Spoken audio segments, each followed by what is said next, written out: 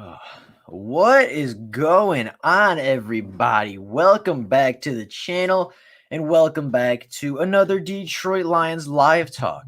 Now, as people start to join in, as people start to get here and kind of, figure out that I'm streaming today again, I wanted to start with this topic because obviously this is your guys' show and obviously you guys ask a bunch of questions. However, until people get here, if people aren't here, they can't ask the questions. So today I wanted to start with this storyline and this news that came out that Kenny Galladay was offered quite a large contract by the Detroit Lions. And unfortunately enough, he did turn it down. Now, Kenny Galladay's contract, I believe from what I saw, was upwards of $16 million a year. I did not see a length on the contract. I don't know if it was for 3 years, 4 years, 2 years. I don't know what that was about. I don't know I don't know the length of the contract. However, it does seem very unfortunate that Kenny Galladay did turn down this contract because that is a lot of money. $16 million is a lot of money for a guy that has only completed 2 seasons as a wide receiver in the NFL. As much as I love Kenny Galladay, as much as I think he's a fantastic wide receiver, as much as I want the Detroit Lions to keep him around for as long as possible, Kenny Galladay hasn't been healthy a lot throughout his career. Kenny Galladay has not stayed healthy for the Detroit Lions throughout a lot of his career. And when he is healthy, he's a phenomenal wide receiver. I think he's a top 10 wide receiver in the NFL and definitely top 5 when it comes to contested catches in the NFL. But the fact remains he can't stay healthy for the Lions. So the fact that he was offered quite a large contract. The contract that was offered to him was, like I said, upwards of $16 million a season, and he turned that down. I don't know if it's because he doesn't want to be here. I don't know, what the reasoning would be, but Kenny Galladay just he turned down right here, yeah, an offer of $16 million a year. Like, I don't know what he's looking for. I don't know what Kenny Galladay is trying to accomplish. I don't know, where we're gonna go with this. Basically, I don't know where we're gonna go with Kenny Galladay. But it's very discouraging that our big time weapon, our big name guy, was offered the contract he's been asking for and still turned it down. Like it says right there, the Lions offered Kenny Galladay a $16 million a year contract, and it just didn't. He didn't accept it. He didn't want it to go through. So it's super unfortunate because obviously I love Kenny Galladay. If you go to like PFR, where I get a lot of my stuff from, PFR Kenny Galladay. Like, it sucks. I spelled Galladay wrong. But, like, it's unfortunate because I love Kenny Galladay, and we got some people rolling in, which is fantastic. You can call me Funk was the first one to comment today, so that is fantastic. But, it just sucks because obviously I love Kenny Galladay, and I want him to be a Lion for a really long time, but you can look at it, right? He only played 11 games as a rookie, which isn't bad. Only played 15 games as a second year receiver. Had 1,000 yards and was super productive, but wasn't able to finish the entire season. Last year was incredibly productive, led the NFL in touchdowns, and the only season he had 16 games played. And then this year he only played in 5 games, and really, the Colts game doesn't even really count because he didn't have a reception and was only targeted like twice and left the game in the first quarter. Tim Hutchinson says they said that Quinn and Pat offered him a deal. I don't know. I have no idea about that. I don't think he wanted to play for Quinn and Patricia anymore, to be honest. So do you say Kenny turned down 16? He did. Kenny Galladay turned down $16 million to come back with the Detroit Lions when it seems like he wants to be back. What he says about Dan Campbell seems to be super encouraging, but it's just the two sides can't seem to agree on his value. That Kennedy deal was back in the summer before injury. Was that the case? I just saw this the other day. Is that true? I didn't. I just started seeing this pop up, so I guess see, like, this only says 19 hours ago, and that's the only thing I see from the offer with numbers. So I'm not saying you're wrong. I this is the first time I've been hearing of it. So if that's the case, then that's even a little more encouraging. But still, did you hear Marvin Joyner wants to? wants to join Stafford in LA. I wouldn't blame him. Stafford's a great quarterback. Obviously, Marvin Jones is from California. That's where he went to school. It's where he went to college. So, I mean, it wouldn't shock me if he went back to LA. That would give Stafford another weapon there. Their wide receiver core is pretty solid with Robert Woods, and Cooper Kupp.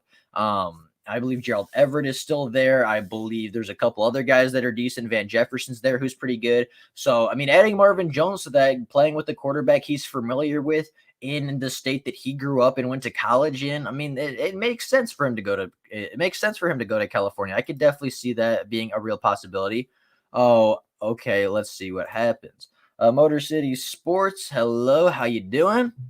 Galladay only plays for the money. We just traded Derrick Rose. Hmm. We got Dennis. Did something happen? Like, if I go to Twitter, what just happened? Yeah, wait, who is Derrick Rose? Like, that's why I didn't react, because I thought maybe it was like somebody else. Like, I thought maybe it was for a different sport. Like, what? Did something just happen? Dennis Smith and draft picks for what? Who's okay? Like, this might sound dumb. Who's Dennis Smith? Like, hold up. This is. I swear every time I go live or every time I'm about to go live, something funny happens and something interesting happens, which is nice. Let's see. Did something happen? Like, I'm being dead serious. Like, did something just happen? Um, I mean, I'm not seeing anything. This was funny. Stafford, the Lions asked for Aaron Donald, which was funny. Um, who's what just happened? Like, you guys are commenting something about Dennis Smith. Where would that be? Like, I would assume Rappaport would be reporting on that. Um, that's I got no idea. I mean, I'm not seeing anything. So I'll keep an eye on it just to see if maybe they update it. But I don't know what. To be honest, I don't know who Dennis Smith is. Who's Dennis Smith? This is probably a dumb question, but oh, the basketball player? Oh, that's probably why I don't know who it is, because I don't follow basketball that more. I was like, "Who's Dennis?" I was like, "What just happened?" Whatever. When will the Lions get back to the playoffs? I think it'll be 2 years. I think next year they're gonna try to look to improve. And then I think 2022, 2020, what would that be? Because next year's 2021. So I think 2022 or 2023, the Lions will get back to the playoffs, and they'll be competitive. You Holmes tried to swing. I did see that Holmes tried to swing for Aaron Donald. That would have been a crazy trade. I mean, best defensive tackle in football for a top 10 quarterback. That would have been funny. That would have been crazy. But obviously, they they're probably not going to do that. Um, I hope we include him in the deal. I don't follow basketball, so I couldn't tell you. Shout out to Calvin Johnson. Yeah, yep. Shout out to Calvin. I had it on the screen earlier, but yeah, Derrick Rose plays basketball for the Pistons. Fair enough. I don't follow the Pistons. I tried. Um, I'm just not a big basketball fan, to be totally honest. It's just not my scene. I don't follow the Pistons, not because they're bad, because there's your news. Not because it's like, oh, I don't like them because they're bad, because my Lions are bad too. I'm not a big basketball fan, so that's probably why I had no idea what you were talking about. They're going to be bad. You talking about the Pistons or the Lions? Because both of them will probably be bad next year. It also makes me believe that Goff is just the bridge. Yeah, that's possible. I don't think that's unrealistic to think that Jared Goff is the bridge. 2023 is the first legit chance the Lions will be relevant. I think that's fair. Next year I think is all about improvement and implementing the system and the players. Getting them up to speed, getting them used to everything, getting them ready. And then I think not next year. I think the year after we're going to be really competitive and pushing for the playoffs. But I don't know if we're going to get there. I think it's about a 50-50 chance one way or the other. Obviously not next year, but the year after, I think we'll be very competitive, and I think we'll be close for a playoff spot. I think we'll be fighting in week 17 for that playoff spot. But I think come the year after that, we're going to be really, really good with the pieces we have in place now, especially in the front office. What's good, Looney Tune? How you doing? Welcome into the stream. Kenny hasn't gotten an offer from Campbell as yet. It was Quinn and Patricia that gave him the offer. Okay, so yeah, I mean, I don't know why that would be coming out now then, because I didn't see anything about that at all until just yesterday. So, I mean, if that's the case, then maybe there's still hope for the Lions and Kenny Galladay. I'm not totally sure how that's gonna work. As I said, I want Kenny to be here. I love Kenny Galladay, but I don't think he wanted to play for Patricia. Like, truthfully, I don't think he liked Patricia very much. I don't think he liked what Bob Quinn was building. I don't think he liked Matt Patricia in the building. So I think he was probably not going to resign no matter what we offer him. So, there's always that.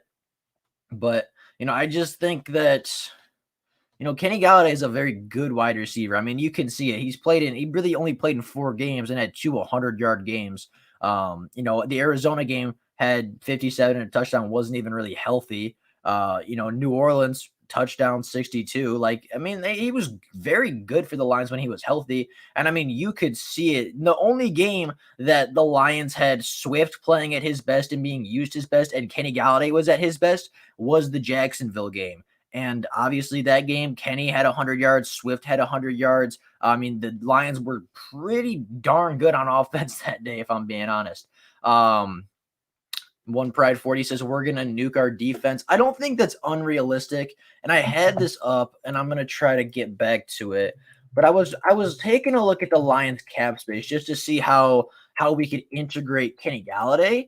And like, truth be told, like everybody that's eating, and I think this speaks a lot to how bad I'm blanking right now. Bob Quinn was at his job. But like, I didn't mean to go over to Cap because they're not caught up to speed yet. They still have Stafford on our thing and they don't have Goff. So Spot Track's better right now. But like our contracts and our cap situation is atrocious. And I'll show you what I mean. But like, I mean, look at this, and I'll try to zoom in a little bit. As Motor City Sports says, Lions will go 5-11 next year. I think we get 6 or 7 wins. I do think there are some, I don't think it's an easy schedule per se, but I think it'll be better. But like, look at how poorly our cap is managed. Like Jared Goff, obviously, we didn't make that contract, so I'm not mad at that. But you got Trey Flowers, who averages 7 sacks a season, taking up 10% of our cap space. And I hope you guys can see this.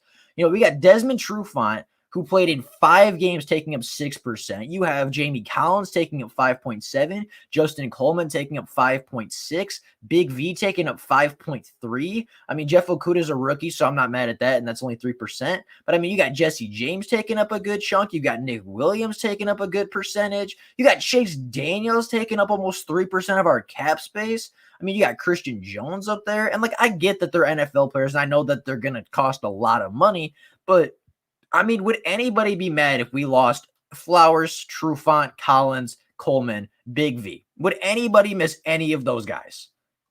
Like, truthfully, that is the Lions' downfall. And that's what they've been really bad at, is managing their cap space and managing their contracts. Because, I mean, look at that. Look how poorly that is. Like, I'm not mad at the Jared Goff thing because the Lions didn't make that contract. And I think, it's whatever. Jared Goff's contract is just something we're going to have to deal with. But Trey Flowers' contract was all Bob Quinn.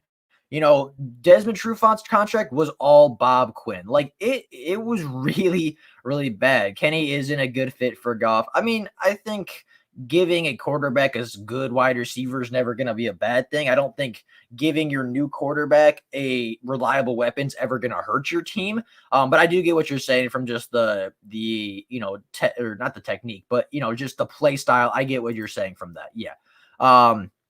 Best thing about Goff is now 7 becomes a spot for teams to try to move up into for a quarterback. Could be a nice haul. Yeah, that's what I was saying in the video the other day about what the Lions should do with their draft pick is I think especially if a quarterback or especially if Penny Sewell falls, they're going to get an absolute haul for their number 7 pick because they don't need a quarterback per se. But Jared Goff is not the answer necessarily. Jared Goff has not proven anything to show that he is the answer in Detroit. So they don't have to take a quarterback, and they're not stuck with a quarterback anymore at 7, but they could very realistically take a quarterback at 7, which makes them a super dangerous team and is just going to make, I mean, like I said this in the video, so I'm not, so if you want to go hear like my extensive thoughts on this, you can obviously go watch that. But like, the Lions can take anybody in the draft. Like, there is no unrealistic player in the draft right now, but they don't have to, and they're not stuck taking anybody where it's like, well, we have to take this guy at 7 or else we're in big trouble. So that makes them incredibly dangerous. And I think that's going to make the number 7 pick a lot more valuable and give the Lions a lot more value if they do trade it. Do I think we're going to make any more big moves? I would assume you meant, do I think? I mean, I wouldn't say that's unrealistic. I mean, obviously you have John Dorsey who's made a couple, big moves. We have a lot of Rams personnel who, the Rams made a lot of big moves before. Obviously just made another one for Matt Stafford. But, I don't think it's necessarily done. I mean, if you're talking about a trade, I would be skeptical about it. But I think we could go after some big name, I think we can go after some big name free agents. I know that Allen Robinson's name has been thrown around to replace Kenny Galladay. I know Levante David's name has been thrown around a lot. So, I mean, I think as far as trading, we're probably done. As far as trading, I wouldn't expect a lot more big moves to be made. However, I do think we could make a splash in free agency for a guy like Allen Robinson to come home, or a guy like Levante David to bring veteran leadership to our linebacking core. So when you say big move, I think free agency in the draft, there's a lot of potential for big moves to be made. But I think until free agency hits, I think the Lions are going to be a little quieter until free agency frenzy hits. You can call me Funk says One Pride. Nope, he's a jump ball guy, and Goff needs speed guys. Yeah, I mean, yeah, I get what you're saying from that standpoint. We gonna make some trade that move people out, not in. Yeah, obviously very rebuilding stage. If you have an opportunity to get players out now and get capital for the future, as my hair continues to be my hair, I think if you have an opportunity to ship out guys now for future talent, I think that you do it. Trufant was a waste of money. Yes, he was. I thought he was going to be much better. I mean, I wasn't expecting this all-world, all-pro cornerback, but I was at least expecting a guy that could cover anybody. I was expecting Desmond Trufant to be able to cover a number 3 wide receiver. I mean, the dude from the Saints, number 10, Traquan Smith, like their number 5 receiver, and he cooked Desmond Trufant, which was ridiculous. Don't worry about the cap. They can work around that if Sheila wants to spend the money. Yeah, that's true. That is very true. The cap it's more of a suggestion than a guarantee. So yeah, there's definitely ways to work around the cap, but it's a lot easier to work around the cap when you have more money. I would miss Flowers. I mean, I think Flowers is solid. I think Flowers is a good player, but I don't think he's worth $90 million. I don't think he's worth $20 million a year when you could realistically get better production for less value. Going over, let's see, Looney Tunes says Jesse James is decent. We just don't use him like that. Just like we could use TJ a lot more, in my opinion. Yeah, and I think Anthony Lynn's going to do that. I think Anthony Lynn is going to use the tight ends a lot more. And I think Jared Goff's play style used a lot of tight ends in LA. So I think we could see a lot of TJ, and I think we could even see a lot of 2 tight end sets where we see Hawkinson and Jesse James on the field at the same time, just to, my stuff is lagging because I'm live streaming. Let's just see if that helps anything. But you know what I mean? It's just, I think we're going to see more out of Anthony Lynn. I think Anthony Lynn is going to be better for this team. I would miss Jamie Collins. I would not. Jamie Collins missed way too many tackles. And I mean, he made some splash plays for sure, but I mean, oh my God, he just missed so many tackles and made so many poor decisions that I just don't think he's worth his contract either. what do you think about Trey Lance? So I actually did a video on Trey Lance. I think he's an incredibly high ceiling guy. I think he's, a guy that can make every throw in the book, a guy that can make all the plays you need him to make. But I also think he's extremely raw. I think that he is going to take a lot of, he's going to need his team to really, work with him. In the NFL, he's really going to need his team to work with him with a lot of things. A lot of the mental side of the game doesn't come as easily to him as the physical side. So I think he's a prospect with a ton of upside, but I think he's a prospect nonetheless that's going to need a lot of ironing out once he gets to the league. But I think he can be good with the right team. What if they want a quarterback? Then they'll take a quarterback. Big V, Collins, and Flowers should be the only guys that make it through 2021. All the other big contracts, aside from rookie deals, can be moved out to recover cap. Yeah, I mean, Big V just was a stupid contract when it happened, and everybody knew it was a stupid contract when it happened. But he's stuck here probably for 2 or 3 more years. Jamie Collins, probably the same thing. Trey Flowers, definitely the same thing. Everybody else, though, I mean, Coleman and Trufant, and who else is up there? I actually think Sheldon should stay, but he's not a big money contract kind of guy. He's actually got he's got a small contract. He's only worth like $4 million a year, which is phenomenal value for that. But yeah, I mean, all the big names, I should say, big contracts, the Colemans, the Trufants, and Deron Harmon was making too much money. Christian Jones is making too much money. Like, all the big contracts that we can move on from, I think the Lions should move on from. And I think we're going to see a lot of change this offseason, but especially next offseason, I think this team is going to look a lot different from the cap standpoint and from the talent standpoint. A lot of bad contracts that Quinn made will be gone. Yeah, I think that was Quinn's biggest flaw. Like, I think he was actually a solid drafter. Personally, I think Quinn was a solid drafter. Obviously got Kenny in the third, obviously. I think he was even solid in trades. Got Snacks for a decent deal. I don't think he traded for Romeo, but he identified the talent at training camp and brought him in. Like, I think he was a decent talent evaluator. I generally do think that Bob Quinn was decent at evaluating talent, but his contract negotiations and his bias towards New England style, New England coaches really hurt him as a general manager. I want us to want a quarterback to sit for 2 years behind Goff till Goff is cheap to move out. I think that's a realistic thing. But again, to me, it's easy to say, right? Because it's easy to say, oh, well, I want the Lions to draft this guy and have him sit. But who's to say that your guy falls? Who's to say that, your guy is going to fall to the Detroit Lions? Because if if Trey Lance is there at 7, I don't think you take him anymore. I genuinely don't think you take Trey Lance. If, depending, obviously, it all depends on who's there. And until we know who's going to fall to 7, it's impossible to predict where they're going to go.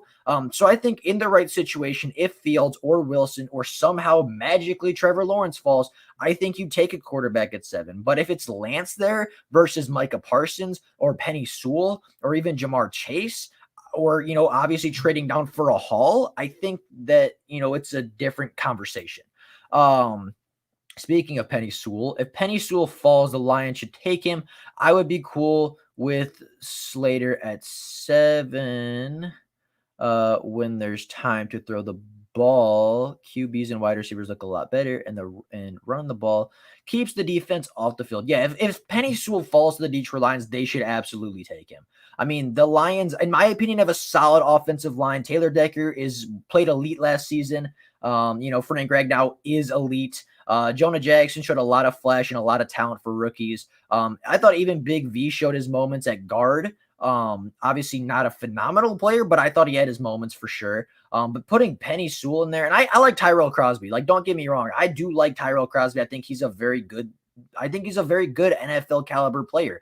I think if you need to put a guy in if you need a guy to step up for your team, I think Tyrell Crosby is probably one of the better backup tackles in the NFL. And the Lions are in a fortunate enough situation where they're in a position where they have a really good backup tackle with versatility, a guy that can play tackle, a guy that can play guard for you. So from that standpoint, I really like Tyrell Crosby as kind of that backup, the guy that can play just about every position you need him to play on the offensive line except for center. So if we do draft Penny Sewell, That gives you Taylor Decker, an elite left tackle, Frank Ragnow, an elite center, Penny Sewell, likely an elite right tackle. That gives you two above average guards in Jonah Jackson and either Big V, or you move Tyrell Crosby to guard. So I think if we do get Penny Sewell, our offensive line is going to be like stupid good, like really, really, really good. Kenny don't get separation. Yeah, but he makes up for it in Kenny Galladay makes up for his lack of separation with amazing contested catches. And yes, Kenny Galladay definitely struggles with separation. That is 100% true. But I do think Kenny Galladay has a lot of strengths to make up for it. Okay, not gonna lie, Sheila is not her mother or dad. Yeah, no, she's not. Sheila's pretty good at her job. None of the Lions receivers could get separation. I actually thought Quintez Cephas did a good job at getting separation.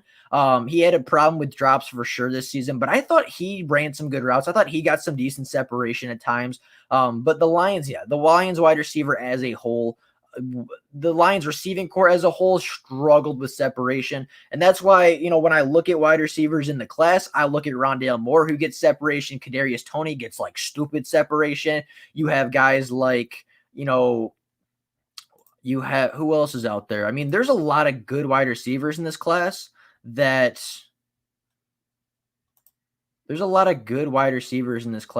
get separation. So from that standpoint, I really, really like it. And, I think Kadarius Toney would be really good. I think Rondale Moore would be incredibly good. I'm sure there's a lot of other wide receivers that get good separation. And there's a lot of wide receivers in this free agent class that get separation too. So, obviously the wide receiving core is changing, but I think there's a lot of good opportunity to get good wide receivers.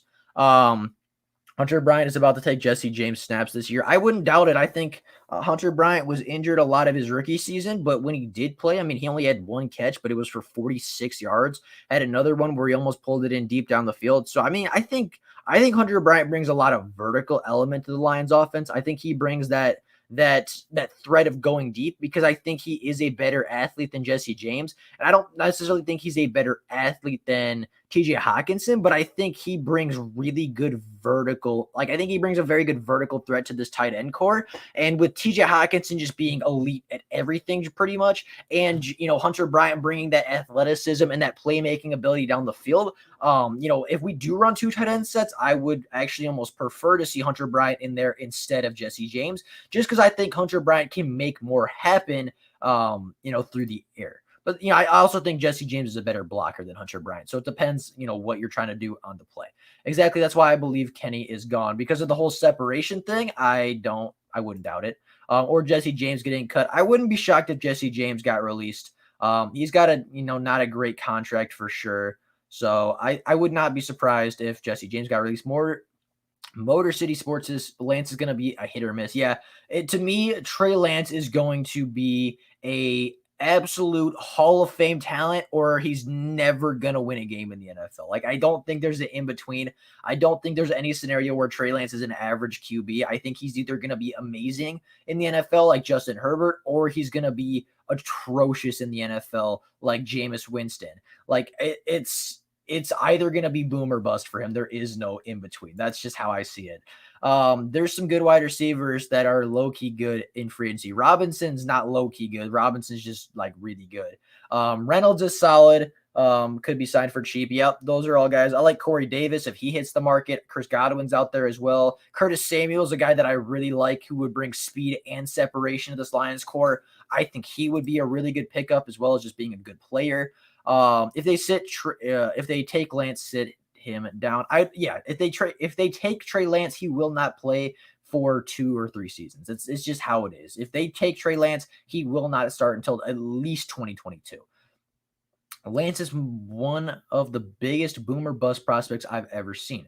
Taking him is like pulling the lever, and yeah, it really, really is. Like, as I said, it's either going to be, incredible boom, or just he's gonna crumble. It's one of the two.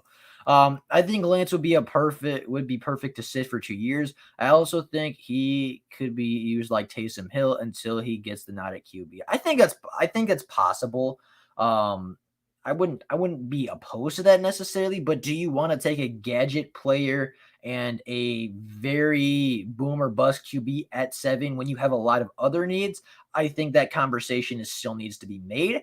But I could see a situation where that happens. I think that's a possibility, but for me, I don't think it's the most likely possibility, and I don't think that's the best thing they can do with the pick, to be honest. Speakeasy's back. What's going on, Speakeasy? How are you doing today? His trades were awful. I'm assuming you're talking about Bob Quinn. Um, Bob Quinn was not a bad trader. In fact, he was actually not that bad. The whole Darius Slay trade, a little, I would say, not great, but let's see, he traded Slay. He didn't trade Glover Quinn. Um, Golden Tate for a third, I thought was actually okay value. Darius Slay, I thought we could have got more, but the fact that he was unhappy and basically said, "I'm not going to play for you," really decreased his value. And Glover Quinn retired. Glover Quinn didn't get traded. But at the same time, you got Snags Harrison, who made this defense actually pretty good when he was traded for a 5th-round pick. You have Quandre Diggs, bad trade. That was a horrible trade. But I think he made some good trades. I don't think it was all bad. I really like the Snacks trade. Who else was in there? I'm sure there was a couple other ones. I mean, Everson Griffin was all right. But I think he was okay. I think Bob Quinn was okay at making trades. Obviously, the Slay trade, I don't think we would have got much more out of that.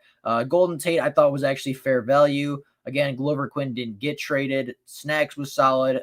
Okwara obviously got here because of Bob Quinn. So I don't think he was horrible, but I don't think he was great. If I said great earlier, he's okay. He's decent at evaluating talent. I agree that you can call me Funk. I wouldn't hate if they took him, but they need everything. So a blue chip player at another position is sorely needed. That's very, very fair. Quinn can't draft like that. I mean, he had some good hits though. Like, to be fair. What's up, Easy? Glover Quinn was just on our channel at Motor City. Yeah, I did actually tune into that stream. That was really cool. I'd love an opportunity to interview Glover Quinn one day and just talk with him, or any Lions player. I mean, that'd be so cool. Speakeasy, you are a lucky man. You are a lucky man that you got to talk with him, because I've seen you do that. I've seen Dose of Dion get to interview him, and that would be like a dream come true. Like, that would be so cool. Glover Quinn was one of my favorite players, and I actually have a hoodie with his number and name on the back, because when he played, he was my favorite player in the secondary, even more so than Darius Slay. So if I ever got to meet Glover Quinn or talk to him or interview him on my channel, that would be so cool.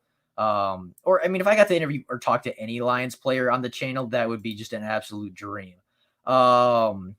This tackle class is deep. This tackle class is pretty good. Glover Quinn retired. He wasn't traded. That's what I said. Just repeating. But Quinn Trisha played the part. Yeah, Quinn Trisha definitely played a part in him retiring. GQ is cool. Slay too. I'd love to meet either one of them. Like I said, if I got to interview any Lions player, it would be an absolute dream. Slater and Sewell are two blue chip tackle. Excuse me, I need water, bro. My throat is dry. Slater and Sewell are the two blue chip tackles in this draft. Everybody else is a step down. That's fair enough. But I think the depth is not bad. I guess, but GQ not showing up to OTAs played a part as well. Yeah. But I think a lot of that had to do with Quinn Trisha. Kenny Galladay going to the Giants. I mean, that might not be bad per se. I mean, it would suck for us, but it wouldn't be bad for them. GQ should be a secondaries coach. I think he's a very smart guy. I think if he was a secondaries coach, I think he'd be really good at that. I think he sees the field incredibly well. Obviously has players' eyes, saw the field very well as a player. I think sees the field very well on the sidelines, and I think he would be an incredible secondaries coach for sure. Not surprised they alienated a lot of players. I'm not either. Chase and Smith do too. Yeah. I just don't want the Lions to take a wide receiver at 7. I've seen that it doesn't win games. Somebody or something the Lions haven't done is taken a lineman with a top 10 pick. That's fair. If Penny Sewell falls, I think we should absolutely take him. But, if it's not Penny Sewell, it's not worth the top 7 pick at tackle at least, or at offensive lineman. What's wrong with Glenn and Pleasant? I mean,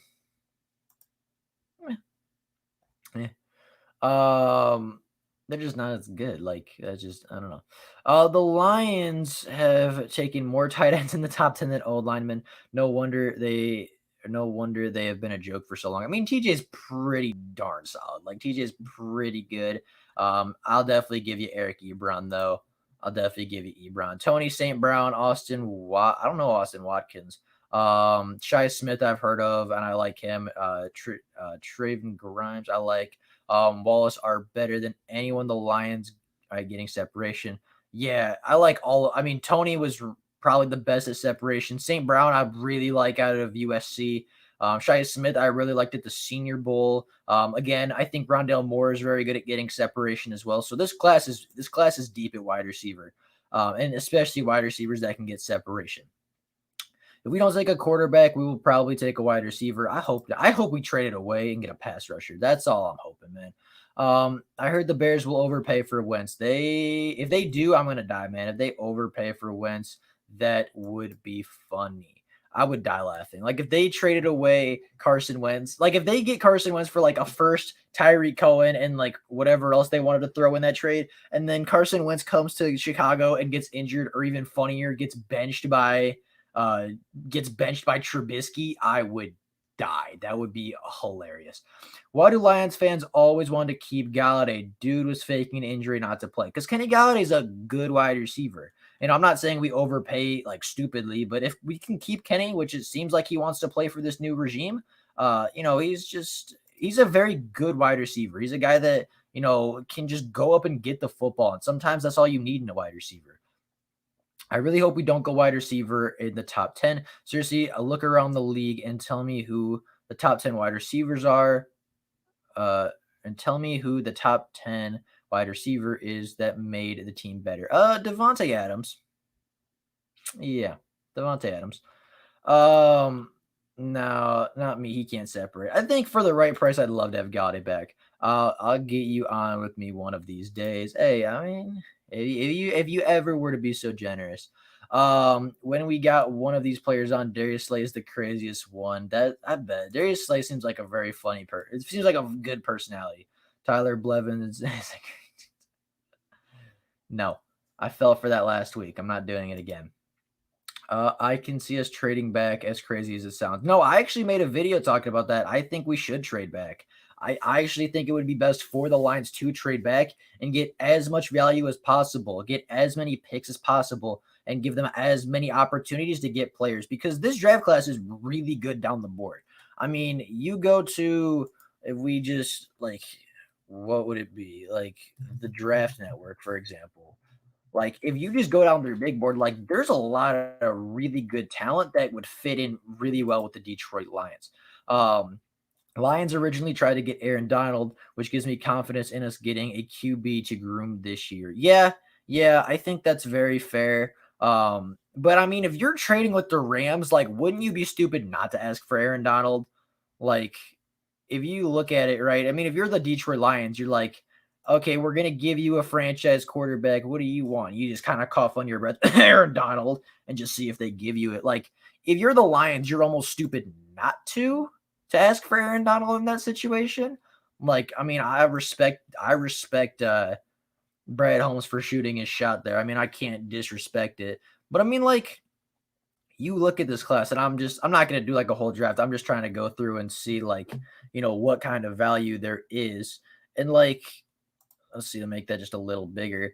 But like you have I mean, yeah, obviously Lawrence, Wilson, Chase, Fields, Sewell, Smith, but Jalen Waddle fits the team. Kyle Pitts, good tight end. If we were to pair him with TJ, that would be elite.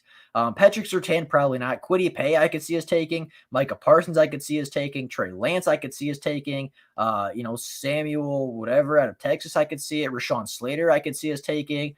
Christian Darrisaw, I think that's realistic. The edge out of Texas, Najee Harris, I think is realistic. ETN's realistic. JOK is realistic. Probably not cornerbacks, but like Bateman, not unrealistic. Zayvon Collins, not unrealistic.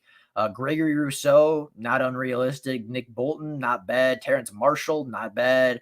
like Kadarius Toney at 30, Liam Eichenberg. Like, there's a ton of talent in this draft. It's incredibly deep. So I think we should get as many picks as possible before anything else. Um, Another thing about the wide receivers, you can find them all over the draft if you look good enough. Absolutely, man. I mean, if you just go to wide receivers here, obviously in this one, Devontae Smith and Jamar Chase win in the top 10, but you got Jalen Waddle, Rashad Bateman, Terrence Marshall Jr., Kadarius Toney, Rondale Moore, Nico Collins. I'm not super Eskergen out of Western Michigan is real good at separating. He's a guy I didn't think about.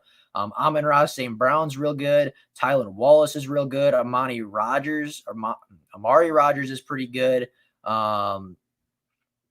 If you go just a little farther than the board, Anthony Schwartz is like stupid fast, which would bring a lot of speed to it. Cornell Powell out of Clemson, I think is decent. I don't know if Justin Ross is coming out or not this year, but I know he was talking about that after a surgery. So the wide receiver talent is really deep in this class.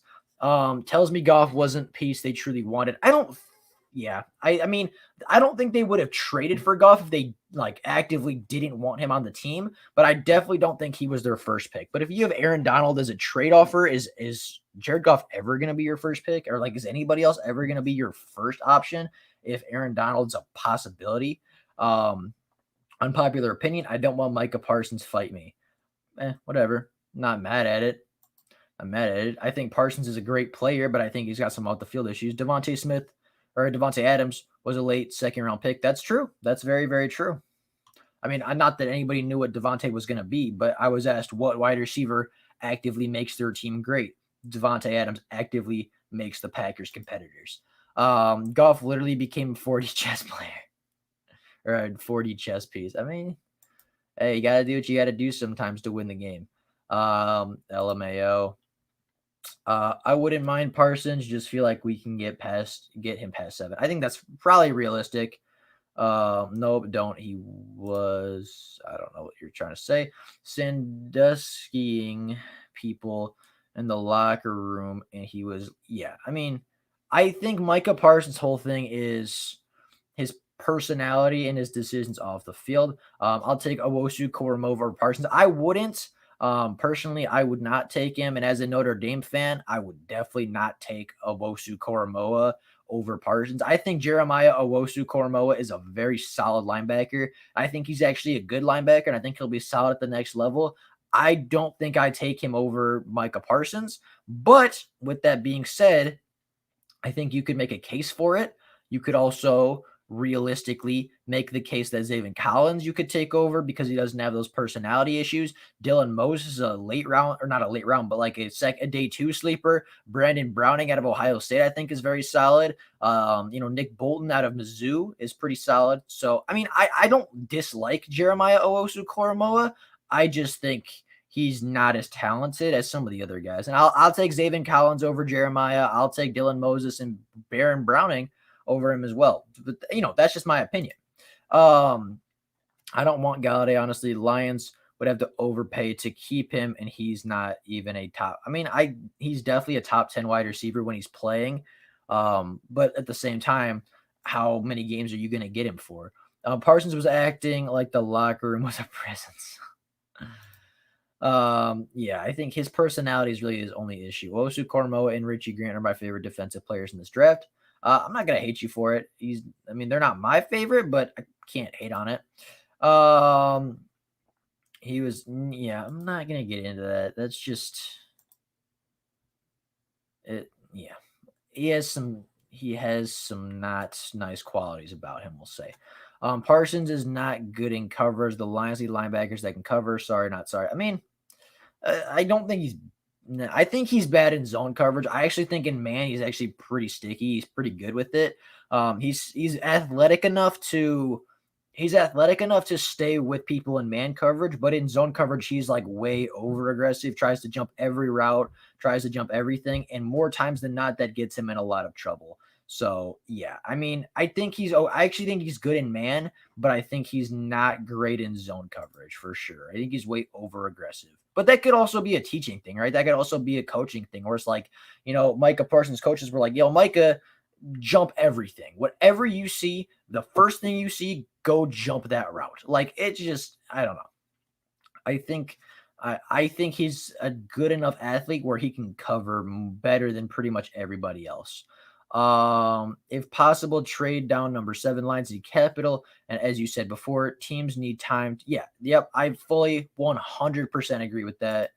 Parsons is more of a pass rusher than an off-ball linebacker. He's a better I would agree with that, Steve-O. I would agree that Parsons is a better athlete than he is a linebacker. I think that's a very fair statement. I think that's incredibly true.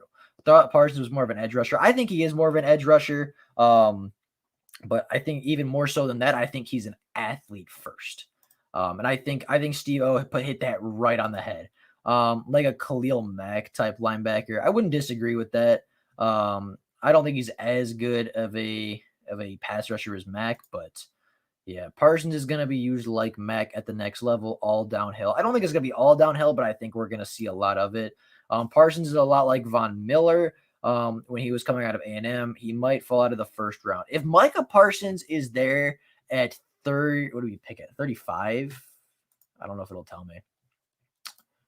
What would that be? The Lions sit at 7. What's 32 plus like 38, something like that? Quick maths. If he's there with our second round pick, we take Micah Parsons. That's just the end of the story. Whatever it is, 41. Yeah, that would be right. If Micah Parsons is there at 41, you take him. That's end of story. Whatever you want to say, personality, off the field things, locker room antics, if you will. It's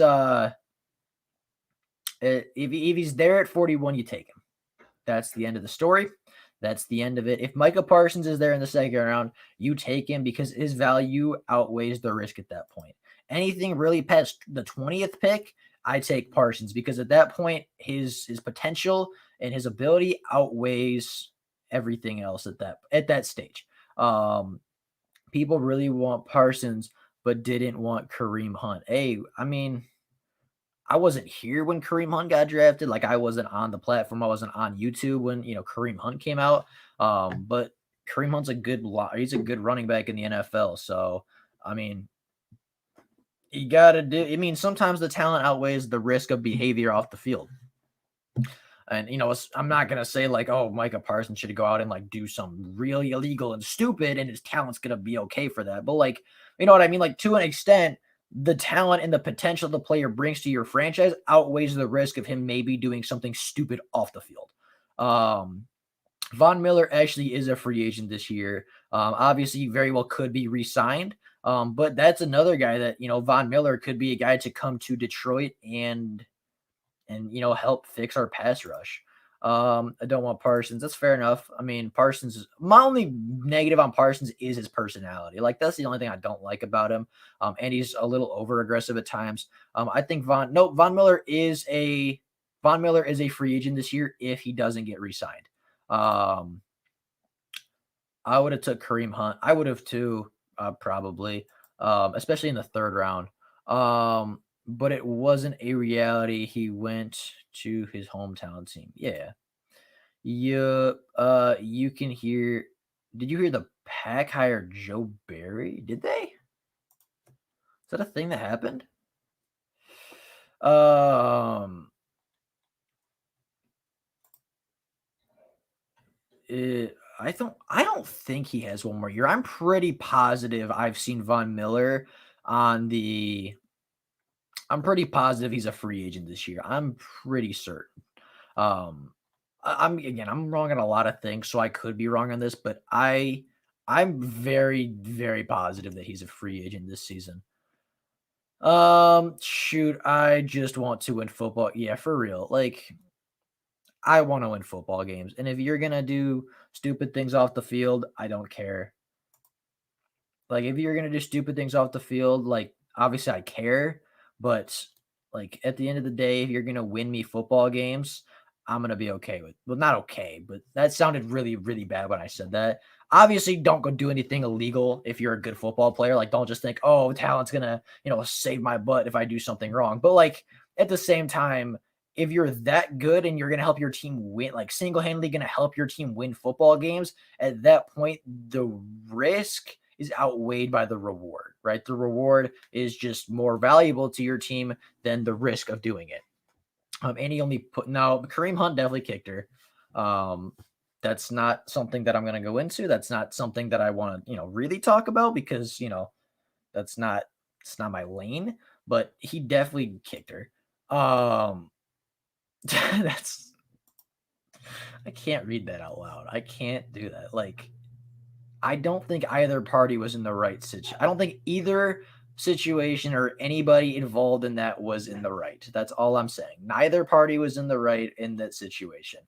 If we trade number 7 of this year, we should ask for higher capital for next year, since capital most likely go up next year and would have more money for it. For yeah, I mean, I think that's very possible. I've heard a couple rumors and a couple talks about the whole cap situation this year, and I actually heard that there's a possibility of it going up.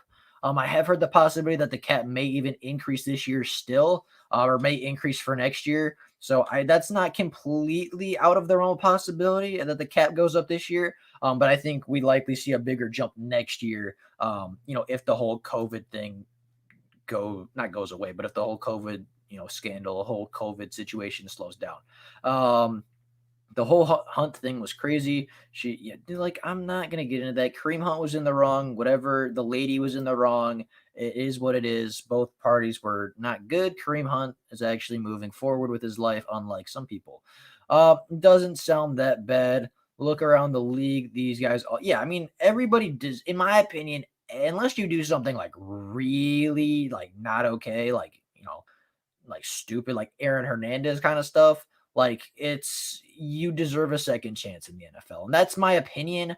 Obviously, not everybody's going to see it that way, but I think as a human being, I've made enough mistakes to know, I'm not even an adult yet, but I've made enough mistakes to know that people deserve second chances, and human beings sometimes make poor decisions. It doesn't mean they're a bad person. It doesn't mean that they're, gonna do something worse next time. Sometimes people just make mistakes and they need second chances. So, that's what Kareem Hunt did. Kareem Hunt made a poor decision, went to the Browns, got a second chance in the NFL, and is making the most of it. Like, I think everybody deserves a second chance, and until they blow that second chance, I don't think you can give up on them. But that's just my opinion. Depending on what they did, it obviously. Um, uh, he knocked her over because, dude, like, neither one was in the right, or neither one was correct. Both were in the wrong. I would have signed Aaron Hernandez if it would have helped us win some games. Just when maybe Alan Davis had it right, lol. I mean, like, at that point, it's a little different. Like, if it's murder, that's a little different than getting into a fight with somebody. But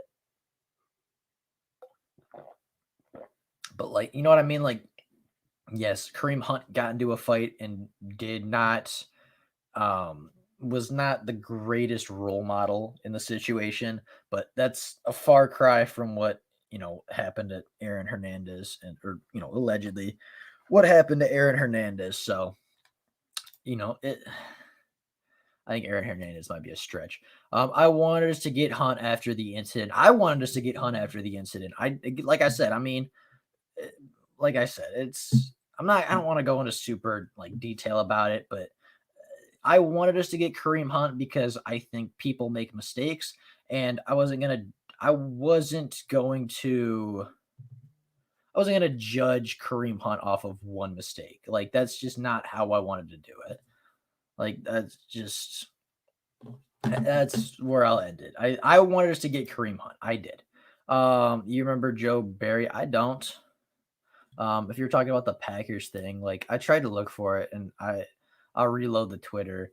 Um, but I didn't see anything. So, If we keep Jared Davis, since Coach Campbell seems to like his play style, we should not take a first round linebacker. I mean, I think that's fair. I like Jared Davis. I think he's still a very good linebacker. I think he has all the talent to be a good linebacker. Um, I think he can be a good linebacker in the NFL. So I think in the right system, you see Jared Davis take a big step under a new coaching regime. And, I think it's hard to say Jared Davis is going to be good next year. But it does seem like Dan Campbell really likes him. Yeah, obviously, like I've talked about many times, he has all the skills to be a great linebacker in the NFL. So, I don't think it's unrealistic that Jared Davis has a good season next year. But definitely if you're talking, all this about how Jared Davis, really likes this new regime, how this new regime really likes Jared Davis, then you could definitely make the argument that they're not going to get him. Um, so because we have one linebacker, the coach like we shouldn't get a stud. I mean, I think at this like it's very similar to a lot of other draft questions. Like it depends who's there. Like, if Micah Parsons is on the board, especially if we trade down, like if we trade down to like 15, 20, and Micah Parsons is there, it's a real thought, right? It's a real thing where it's like, well, do we take Micah Parsons? Like, he's a good player. Like, obviously, arguably the best linebacker in the draft. Do we take him and just add more athletic ability to that linebacking core? Do we take him and just get the best player available, even if there's a little bit of that risk? Like, I like Jared Davis. I think he's a solid linebacker. I think Jelani Tavai in the right system, obviously isn't going to be a phenomenal linebacker, but I think Jelani Tavai can be more than serviceable for the Detroit Lions in the right system and in the right play style. I think Jamie Collins even can be solid. He misses way too many tackles for sure, but at the same time, I don't think he's a bad linebacker. Reggie Ragland was really good last year, I felt. I thought he was incredible last year for the Detroit Lions. So I think it's all about situation. And when the draft comes around, when the Lions get on stage to announce their pick, then obviously we can make a better analysis because we'll actually know who's there. But I don't think any position is off. I don't think any position is a position the Lions can't take. I think linebacker is still very much on the board. Tag Galladay and then trade him more capital. I wouldn't be mad at that. Again, I like Kenny Galladay, but liking a player is that only to an extent. Like I'm not gonna pay Kenny Galladay $20 million a year for him to. I'm not gonna pay him a $20 million over 4 years for him to play 2 of those seasons. Like it's just I like him to an extent. If we do tag and trade Kenny, I wouldn't be mad at that. I definitely wouldn't. I wouldn't be upset if we tagged and traded Kenny Galladay because I think he's going to have a lot of value on the market. And I think you could look at teams like Baltimore. I think you could look at teams like even who's struggling for a wide receiver. I know Baltimore's the big name. New York Giants have been big. The New York Jets have been a kind of a thrown around name as they're having their own wide receiver struggles. Dallas is an interesting one. They had a lot of drops this year as well. So I think if we do tag Kenny Galladay and we're looking to trade him, I think we could get decent value out of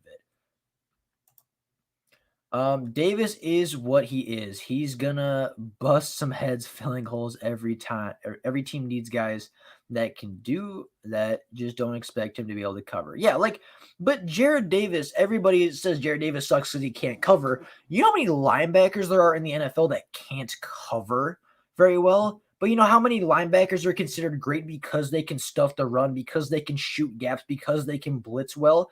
Like, I get that Jared Davis is never going to be an elite linebacker.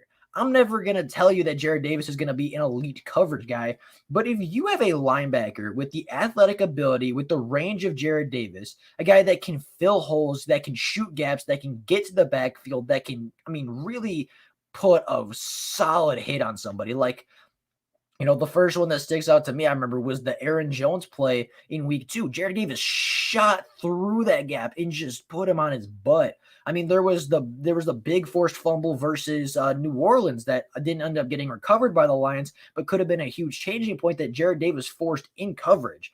Like, he can make plays all over the field, and I think Jared Davis has a specific scheme that he's going to work super well in. And I don't think Matt Patricia, I don't think Matt Patricia really fully took advantage of that. Matt Patricia, and I think one of his biggest flaws was he came in with a system he wanted, and he was trying to get Jared Davis to fit that system when truly he was not.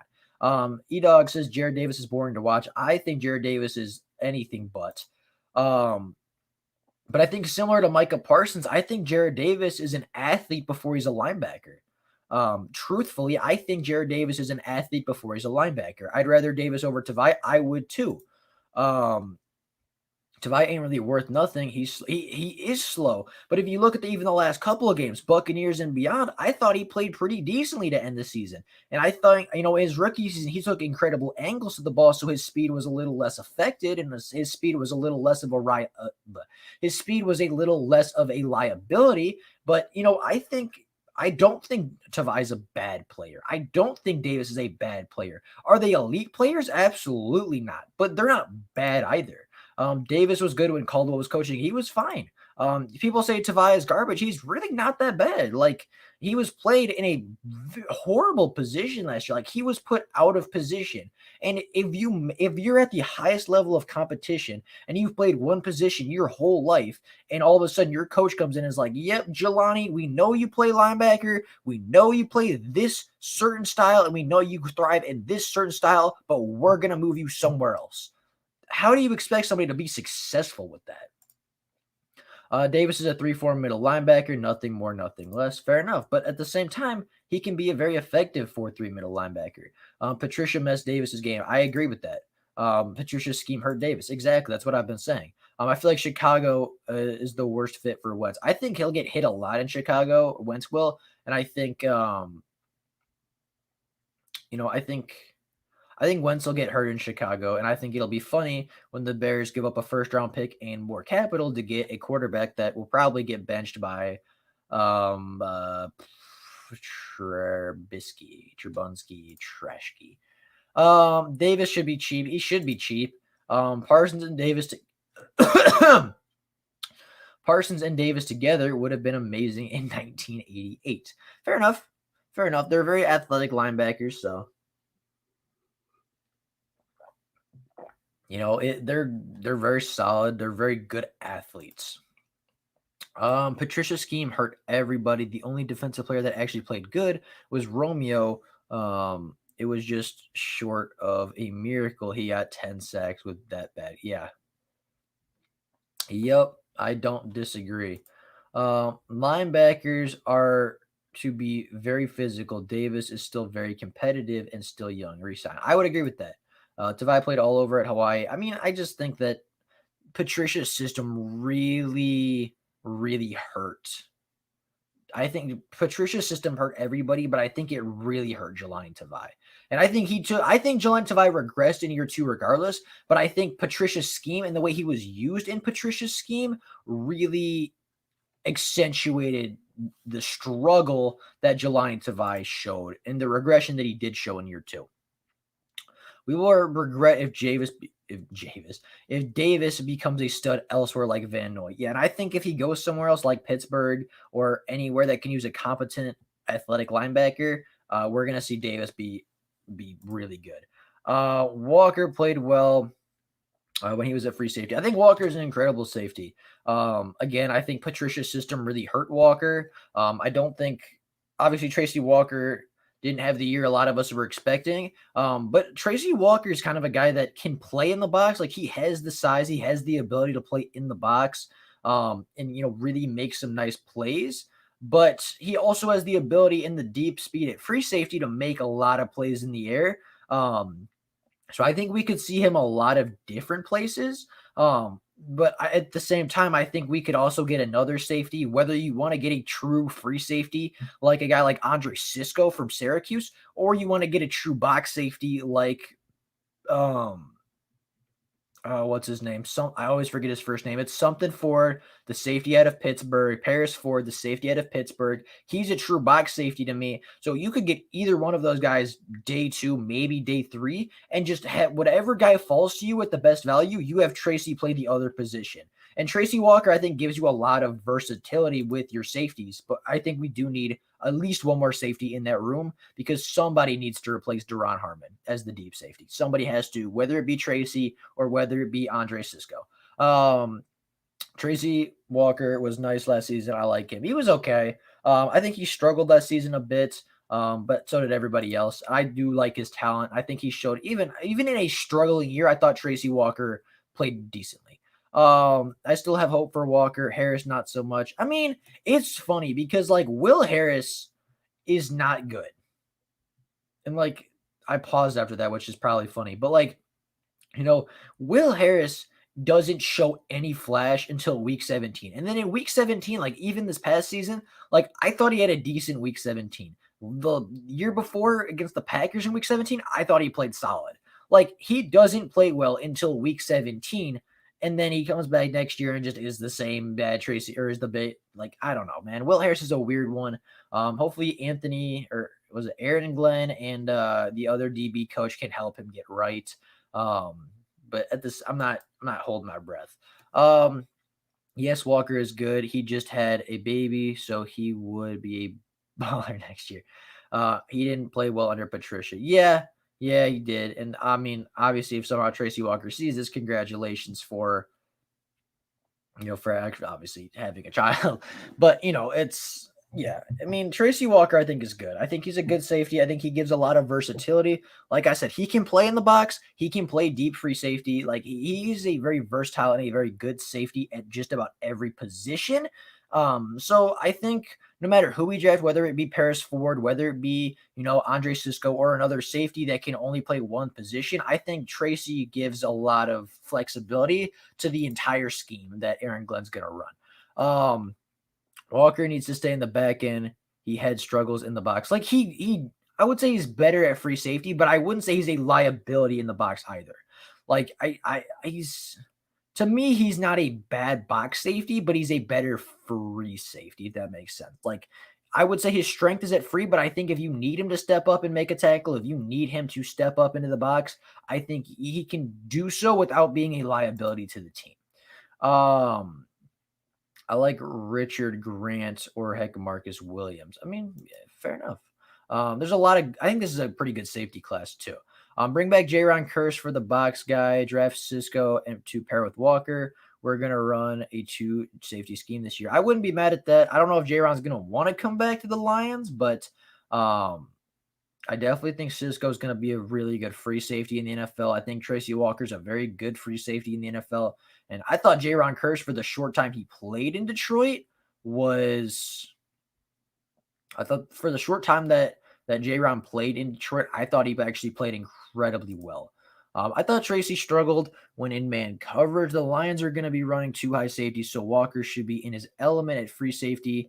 That can still physically, yeah, exactly. I think Aaron Glenn's scheme is going to be a big W for Tracy Walker. I think if anybody's gonna, I mean, a lot of people are saying like, TJ Hawkinson is, a lot of people say, oh, TJ Hawkinson is benefiting the most from Anthony Lynn and Jared Goff being traded here. I think Tracy Walker is going to benefit the most from Aaron Glenn. I think he's going to benefit the most from Aaron Glenn coming here because I think Aaron Glenn's going to run a system that plays to Walker's strengths. Talking is hard. Ooh, my throat is dry. And let's see. I'm sure he was all mixed in the head since he was having a baby, being inactive, healthy scratch, messed with some. Yeah, I think that's fair. I think it's fair. I think it's a very fair point. I think he's going to bounce back and be really, really good next season, especially with the new system that should hopefully play more to his strengths. With the number 7 pick in the 2021 NFL draft, the Detroit Lions select Kyle Pitts. But like low key, if he's used right, like Kyle Pitts wouldn't be a bad pick. Like people might clown on me for that, but like truthfully, Kyle Pitts wouldn't even be that bad. And tight end is probably the farthest thing from a need for the Detroit Lions, but if they take Kyle Pitts and they use him correctly with TJ Hawkinson, we will be hard to stop. Richie Grant is the best safety in this draft. I would disagree. Personally, I think Andre Cisco he's my favorite safety in the class. I just think he has the best range. I think he has the best ball skills. But I'm not gonna. I mean, I haven't seen a lot of Richie Grant personally, so I can't say you're incorrect. From what I have seen out of this safety class, I think Andre Cisco is the best free safety. I think he's the best. I think he has the best range. I think he's gonna have the best speed, and I think he has the best ball skills. But I've heard some good things about Richie Grant. I have. Ask Geronimo Allison about Walker playing free safety and timing up passes. Yep, that was quite the hit. And that was, I mean, I know that got called for defenseless receiver. That was ridiculous. I'd rather have Pitts over the wideouts at 7. I think there's an argument there. I mean, obviously, it depends what wideout falls, right? Because like if Jamar Chase is there, I'll take Jamar Chase all day over Kyle Pitts. And I think the argument's there for Devontae Smith as well. But like low key, Kyle Pitts is a really good tight end. Like there's a reason he won what do you win? He won some award that's never been won by a tight end before for like for receivers. Like he's really good. Like not even joking. The Lions, if they were to draft Kyle Pitts, could legitimately put him and TJ at boundary receivers, and they'd probably still be successful. Like that's the kind of receiving ability those two have. So like people might say, "Oh, Kyle Pitts is a tight end. Why would we take a tight end?"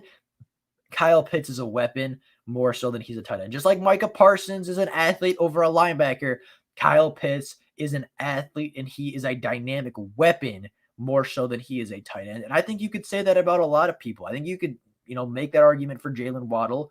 I think you can make that argument for Trey Lance being a more dynamic, athletic quarterback or a more athletic, athlete dynamic player and a dynamic weapon than a true quarterback. Kyle Pitts is a lot like Calvin Johnson. He might not be as fast, but is there very similar in size? They just call him tight end. I think Kyle Pitts he's a wide receiver playing tight end. That's just what he is.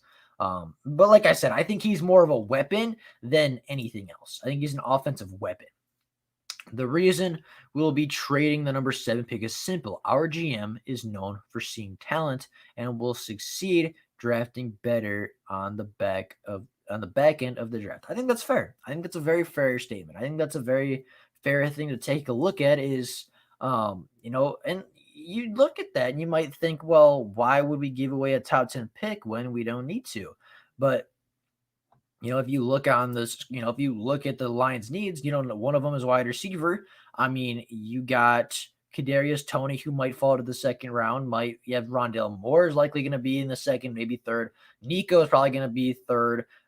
Estridge is probably going to be day 3. Amon-Ra St. Brown might be day 3. Tylan Wallace might be day 3. Amari Rodgers is more likely than not going to be day 3. And then you get guys down here, right? You got who else? You got Anthony Schwartz, who is legitimately going to run like a 4.2 40. He's going to be available probably in UDFA, if not 7th round. You got, and this is just a wide receiver. You got Shai Smith, who's really good, who's probably going to be a late round pick at the best. You got Cornell Powell, who's going to be a late round pick at the best. I don't know why cornerback's on here. I don't think that's that big of a need, but, you go to linebackers. Let's just, if there's any, I'm not as good at linebackers, but this class is like Parsons, Jeremiah, Zaven, Nick Bolton, Dylan Moses, Baron Browning. This linebacker class is 6 deep. Like genuinely, it is 6 deep at quality talent linebacker, like quality talent at the linebacker position. Even Chaz is not a bad linebacker. Pete Warner is not a bad linebacker. Jabril Cox is a super good linebacker we could get on day 2. Monty Rice isn't even that bad. Like that's not, I mean, that's pretty solid. You want to look at the safety. Like this is a deep class. And with the guy in Brad Holmes that can evaluate talent late, like it's pretty solid. I mean, I don't know a whole lot about this guy at TCU. I've heard obviously you guys have been saying Richie Grant's very good. Jevin Holland is really good. I think he's solid. Andre Cisco, as I said, my favorite safety in the class. Paris Ford, probably my second favorite safety in the class. Just because he's a hard hitter. Like this guy is really good. Richard LeCount is a real good safety out of Georgia. Like he's gonna be a day 3 pick. Like there's a lot of talent out there, man. Especially in the late round. This offseason is gonna be super interesting for Detroit. It definitely will be. Pace overpays for if Pace overpays for Wentz, then he's a dead man walking. I think that's fair. I was watching Rondale Moore highlights. Dude got some strength on the low. He'll put his shoulder into you. Like, it's funny because Rondale Moore is not that big. Rondale Moore is like, I'll go look up his size right now. If he's 5'8", I'll be surprised. Like, genuinely, if Rondale Moore is 5'8", I would be shocked. Okay, he's 5'9". That's incredible. That's almost unbelievable. Like there's no way Rondale Moore is 5'9". He is a short guy. Obviously, only weighs 175 pounds. The dude is strong. The dude can run through you. Like he has incredible lower body strength, incredible balance, can turn on a dime. Like he's pretty good. And I'll definitely be doing a breakdown on Rondale before the draft. If we have a winning season with Goff, do we trade him next year for more capital as part of the rebuild? It depends how he plays. If we win despite Jared Goff, I think you could still see us trade him. If Jared Goff leads us to comeback victories, if Jared Goff is the reason we're winning, then you obviously are not going to see him get traded. Steve O says Rondale Moore didn't have anybody to throw him the ball at Purdue. He's going to be that's going to be the reason he falls, but he's going to be a good wide receiver. Yeah. I think he had David Blau threw to him. So that could be a connection right there. Obviously that's not, we wouldn't draft a wide receiver just because our third string quarterback played with him in college. But like you're saying, I mean, he did not have his best quarterback at the college level was literally Rondale Moore. Or I would say Rondale Moore's best quarterback was Rondale Moore. That's probably true. But his best quarterback was David Blau. His freshman season of college. Like, that's how unlucky this man got with quarterbacks, and he was still a really good player and still broke a bunch of Big Ten records as a freshman. Chaz Schwartz is in the third round, could be a steal. Dude was a quarterback till he switched sides of the ball. And Jabril Cox has been one of my favorite college linebackers since he was a Bison. Yeah, I think either one of those are solid pickups.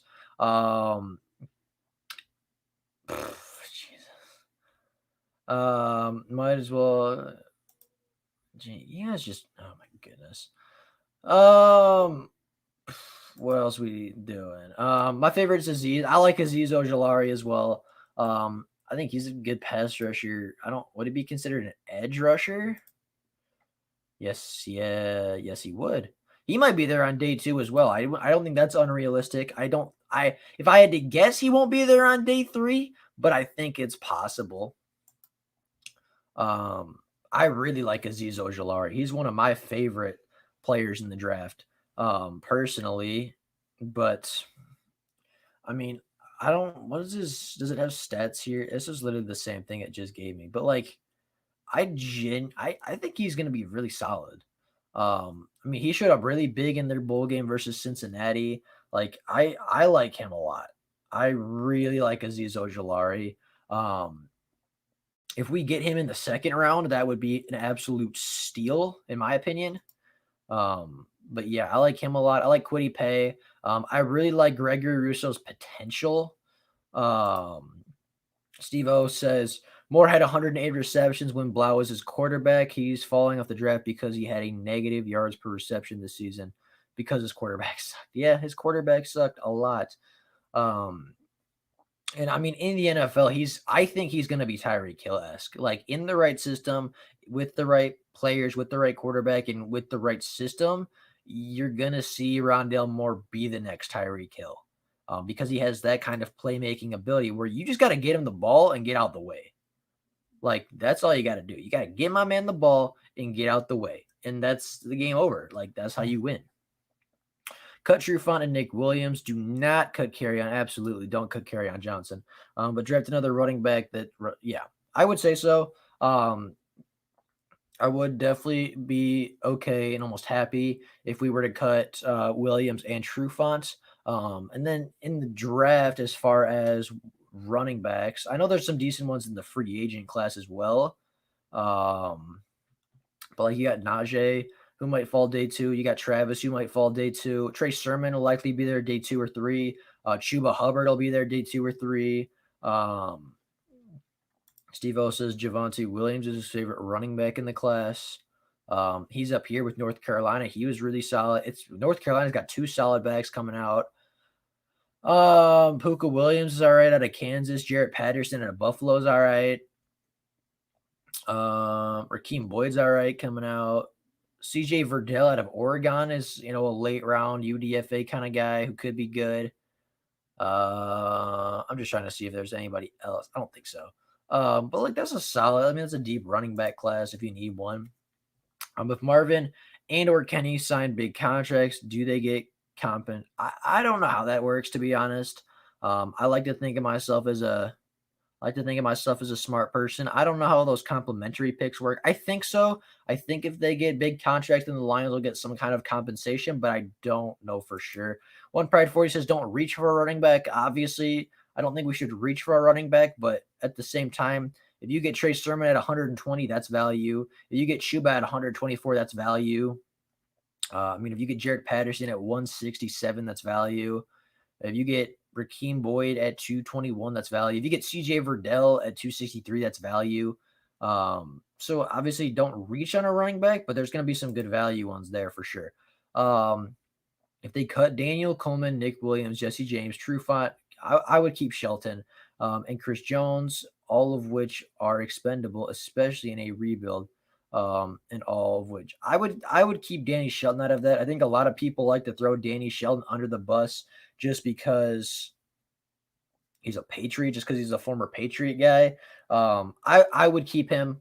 I would keep Danny Shelton. I think he played probably better than anybody else on the defense last year, outside maybe Romeo Okwara. So I would keep Danny Shelton. He's on a very cheap contract, like $4 million is like stupid cheap for a player of his talent. But everybody else I 100% get. How have you heard of TJ Vasher, wide receiver from Texas Tech? Dude's like 6'6". I have not. We'll go see though. You said out of Texas Tech, did you? I'll scroll down the board and see if I can find him.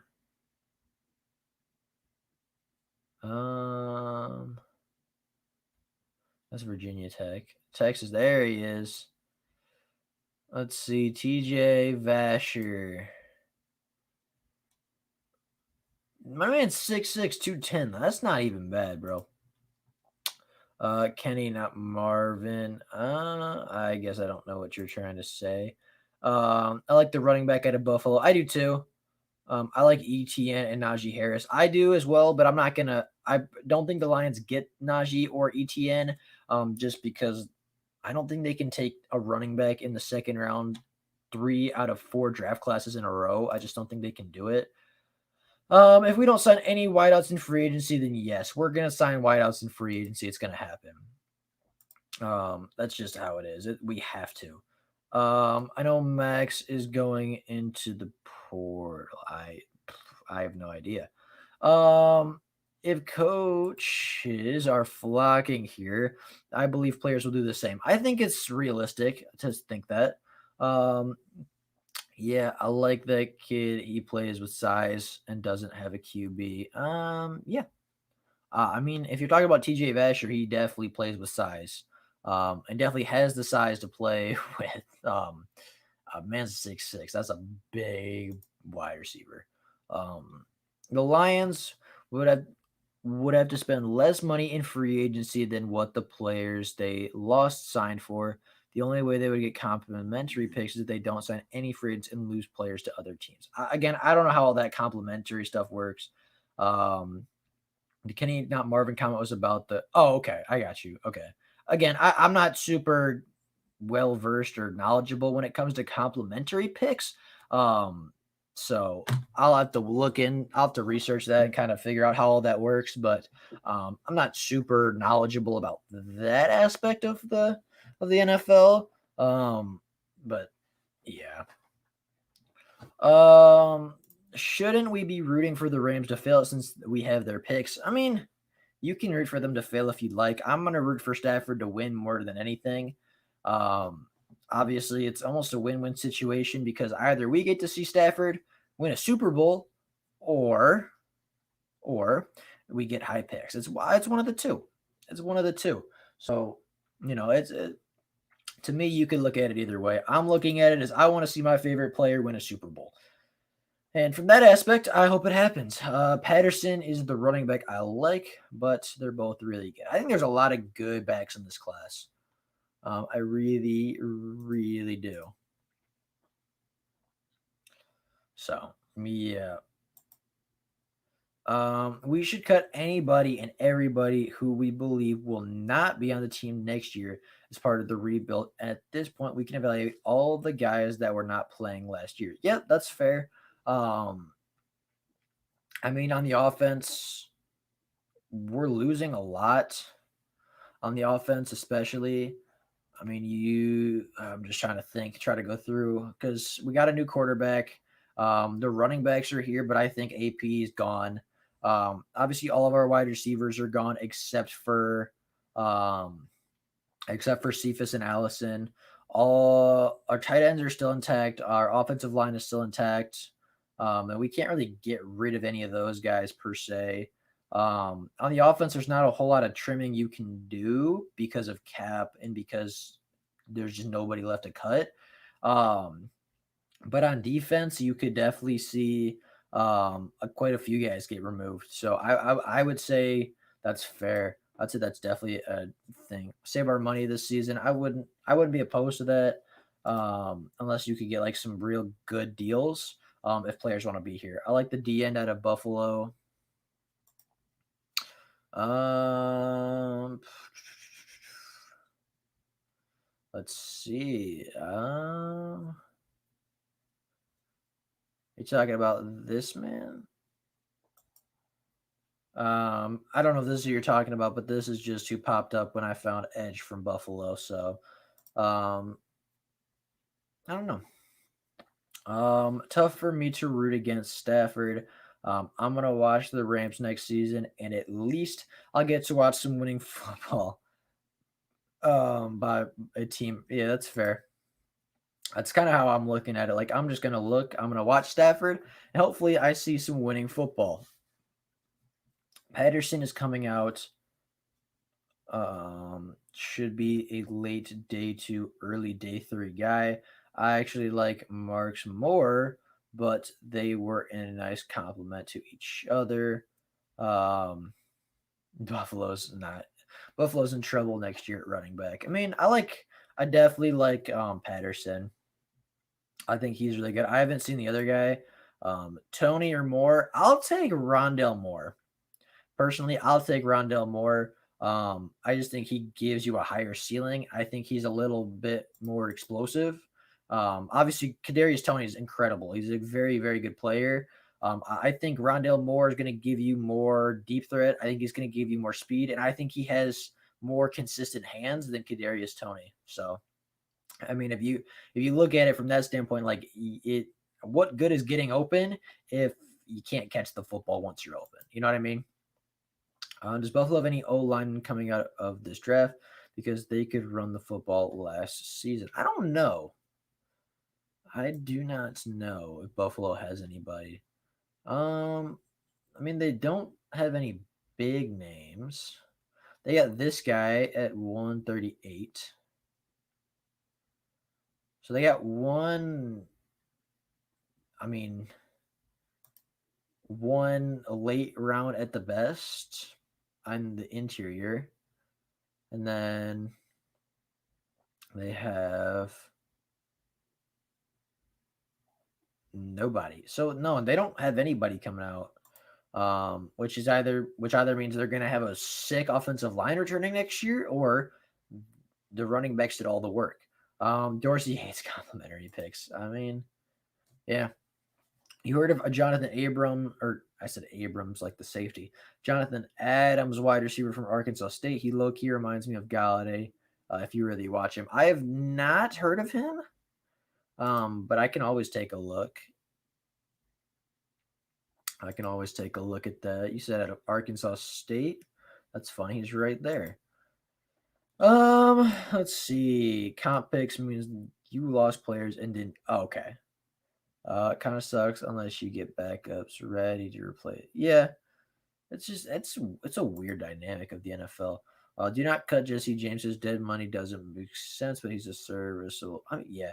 Again, if the cap makes sense, I think you could see Jesse James get cut. But if I'm not exactly sure how his dead cap's gonna work, I'm not exactly sure what his dead cap looks like.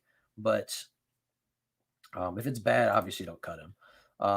There's a tackle at North Dakota State that looks good that's coming out this year. Maybe no Khalil. Did I say Khalil Mack somewhere? Dead money, good next year. I don't know. I think it is. I think the Lions are in a decent cap. I mean, they're in a bad cap situation this year, but I think next year, getting some of the dead cap off the books is gonna help. It's gonna be really good for this team. Um, and then obviously they can cut Jared Goff in a couple of years without a lot of cap. They can get rid of Big V in a couple of years without a dead cap. They can get rid of Trey Flowers in a couple of years without dead cap. Like, I mean, they're in a poor situation now, but the way their contracts are set up, I don't think they're in that bad of a situation for the future. And from that standpoint, I really like the way that they're going about things. Bob Quinn really, really screwed up this team from the cap standpoint. So Brad Holmes has an uphill battle, but I have faith. I think he will be. People don't understand how the cap works. If you're talking about me, maybe like I mean, I kind of again, I'm not gonna say that I'm a genius when it comes to the cap, but I think I get generally how it works. Um, do we resign AP or sign Ingram from Baltimore? I don't think Adrian Peterson's gonna want to be back. Um, I don't because he said publicly he doesn't want to go through a rebuild. And the Lions are quite obviously in a rebuild this season. So I mean, I don't think he's gonna want to be back is the thing. Like I don't think Adrian Peterson is going to want to come back to Detroit simply because we are in a rebuild. Simply because, at this point, the Lions aren't going to be competitive for 2, maybe 3 years at the earliest. So from that standpoint, I don't see a scenario where Adrian Peterson comes back. But if we do bring in Mark Ingram, I think that could be a solid replacement for a guy like Adrian Peterson. Um, Nico Collins reminds me of Kenny Galladay. I could see that a little bit.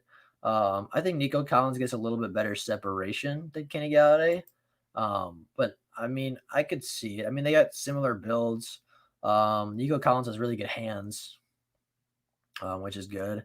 But like, I mean, you look at here, ideal role, Ike's receiver, developmental starter, vertical passing offense. I think that's what we're going to see out of Detroit. So I mean, I like Nico Collins quite a bit. The Bucks about to destroy Mahomes. That's funny. That's a good joke. That's funny, E Dog. That's a funny joke. We came in with the jokes today. I like it. I like it. That's a funny one. That's hilarious. Tyreek Hill might have something to say about that, but it's funny. The Lions aren't even in that bad of a cap situation. It's far from the worst cap situation. That much I understand. The cap's going down hurts, but look at teams like the Rams. They're paying over 76 million and are talking. Yeah. The Lions they're not in a bad cap situation, but they're not in a great cap situation. So I get what you're saying, Steve-O. Like the Lions they're not great, but they're not bad either. As far as cap, as far as play, they're pretty bad. We should look into the Rams wide receivers that are cut and free agents. I think that could be good. Bringing in familiar faces for Jared Goff could be beneficial for sure.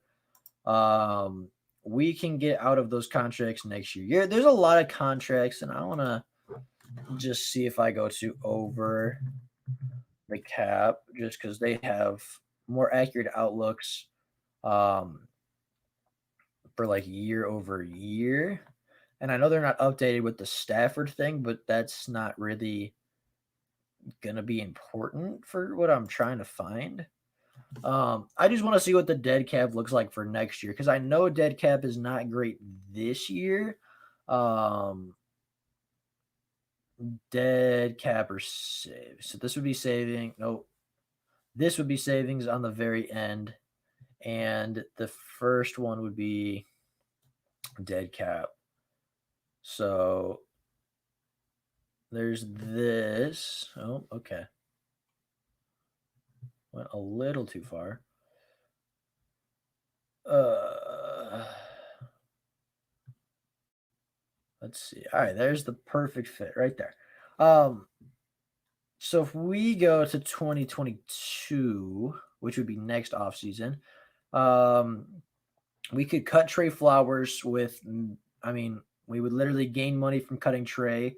We would gain a lot of money if we cut cut Collins next year. Coleman might be gone this offseason. Big V actually next year we could cut without any repercussions. We wouldn't gain any money, but we wouldn't lose any money either.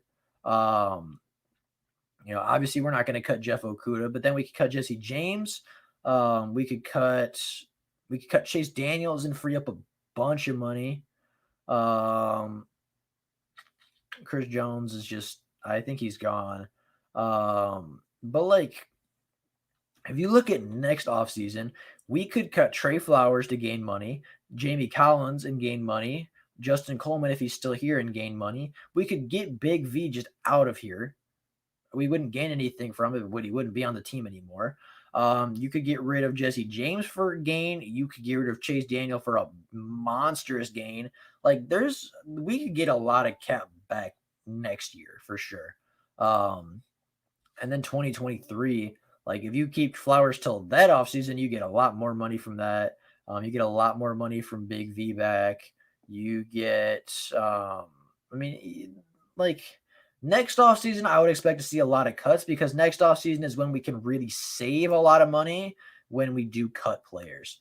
Don't ever doubt Brady. I'm not doubting Brady. I'm doubting the Buccaneers defense's ability to stop Tyreek Hill and Patrick Mahomes. We the Dolphins at the moment when it comes to the rebuild status. The Dolphins were pretty good this year, so I'm gonna be mad.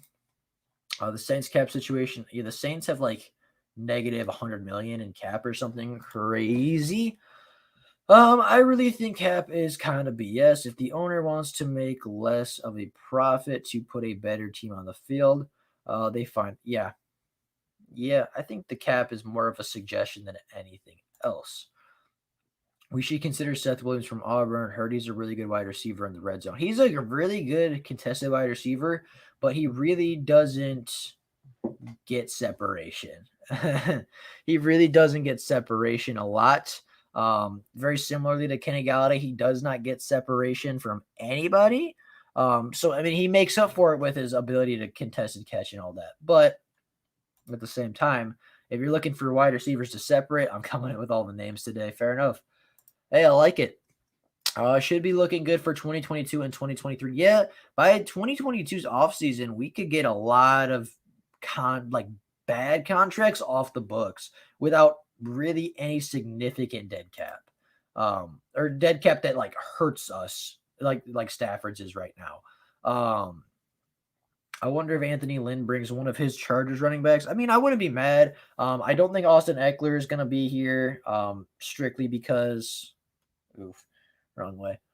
Strictly because Eckler just got a contract, I believe, and is making a lot of money to be in LA.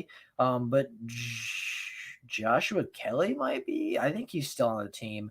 They have another guy, Jackson, who I think is solid. And I think they have another running back who's okay. But it's possible. It's very possible. There's lots of cuts every season. Teams flip 80% of their roster every 3 years. So every offseason is, yeah, I mean, yeah, that's fair. Every offseason is either a retool or a rebuild.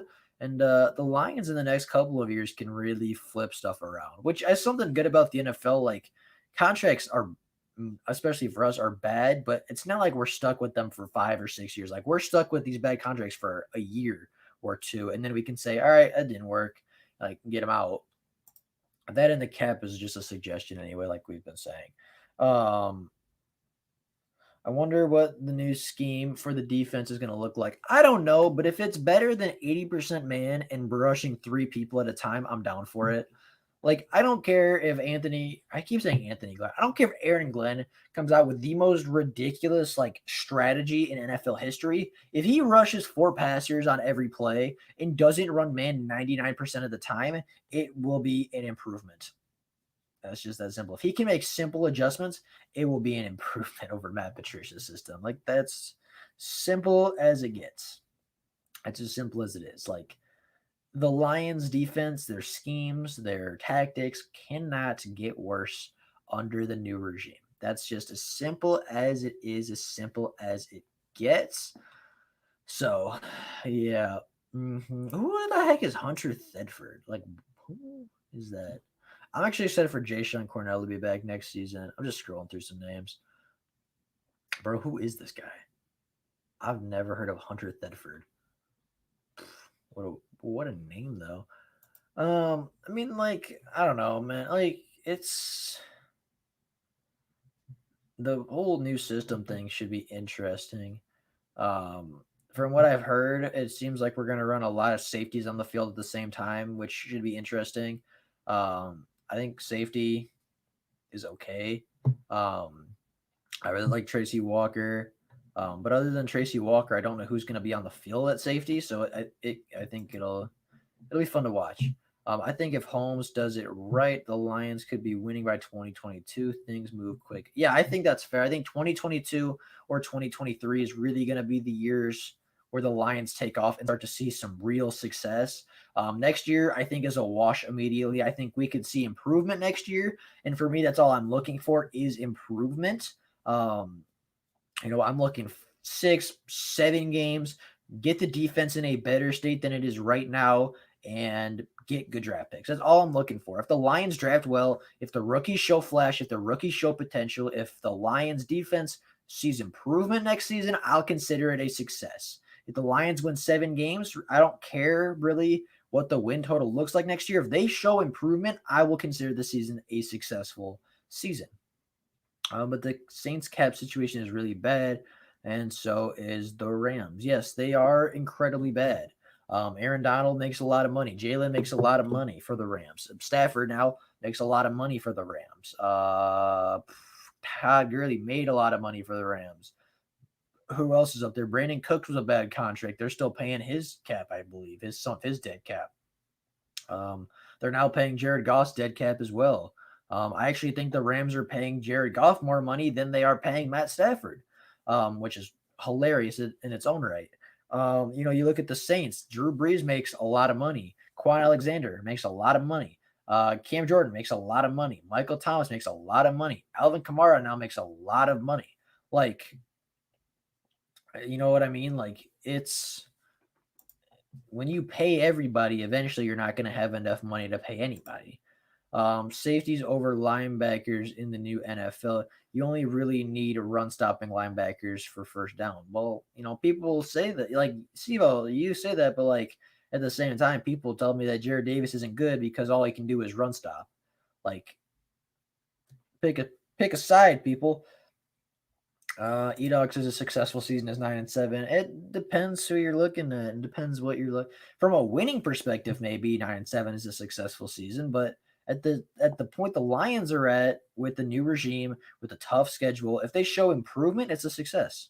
If the defense plays better, it's a success. If Jeff Okudah shows improvement, if Amani shows improvement, if Tracy improves, if Will Harris improves, if Jared Davis gets better, if people on the team get better next season, regardless of record, regardless of how the season ends, whether it be Super Bowl champions or the number one pick in the draft, if this team improves and I see improvement out of this team next year on every level, I will be impressed and I will be happy with the way the season turns out. Again, to me, next season is doesn't matter regardless of if we win 15 games or if we win one game. It doesn't matter.